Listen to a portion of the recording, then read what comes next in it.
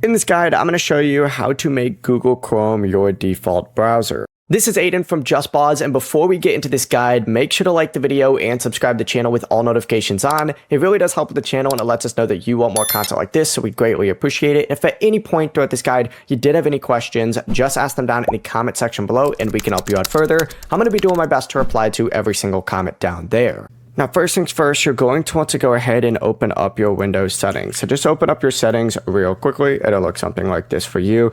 Look on this left-hand sidebar and you need to select apps, and then you'll see default apps from within here.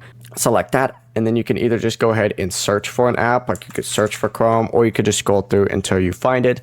Select it, and you need to just look for Make Chrome your default browser, and just hit Set Default up at the very top. It'll then update a bunch of stuff, but as soon as you do that, you're good to go. The process really is as simple as that. As soon as you see that check mark, Chrome is your default browser. Now, whenever you open up web links from any other apps, they should automatically open up in Google Chrome instead of something like Microsoft Edge or another browser, whatever browsers you might have installed on your device.